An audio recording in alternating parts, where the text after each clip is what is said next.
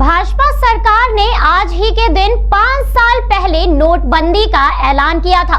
इसे लेकर कांग्रेस प्रवक्ता अंशु अवस्थी का बड़ा बयान सामने आया है, जिसमें अंशु अवस्थी बोले भाजपा सरकार ने आज ही के दिन नोटबंदी की थी, जिससे जनता को भारी नुकसान हुआ।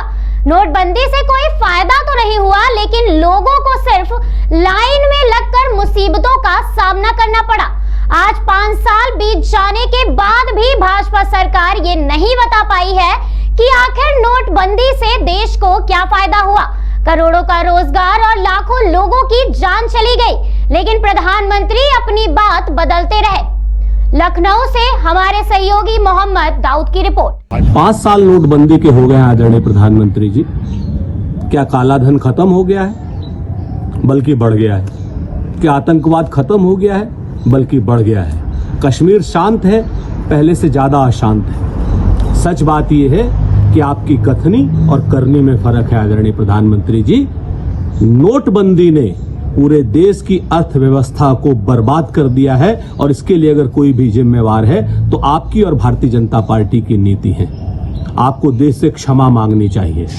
आपने तो कहा था ना कि 50 दिन मुझे दे दो, वरना जिस चौराहे पर सारे चौराहे इंतजार कर रहे हैं आदरणीय प्रधानमंत्री जी। बेरोजगारी की दर उच्चतम है, व्यापारी बर्बाद है। आपको इन सब से क्षमा मांगनी होगी और नए सिरे से काम करना होगा। आज ही के दिन भाजपा सरकार ने नोटबंदी कर किया था देश से विश्वासघात।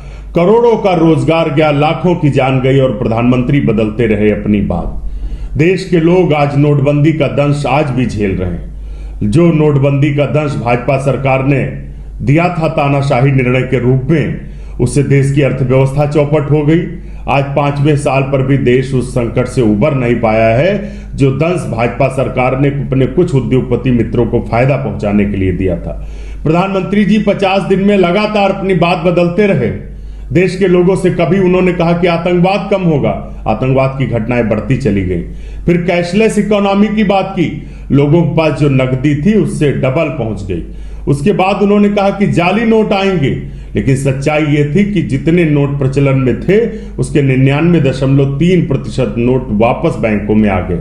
लेकिन सरकार ने आज भी 5 साल बाद नहीं बताया कि काला धन कितना वापस आया, आतंकवाद कितना कम हुआ, बैंकों में जो भ्रष्टाचार था वो कितना कम हुआ। सच्चाई यह है कि भारतीय जनता पार्टी ने नोटबंदी कर पूरे देश को संकट में डाला था।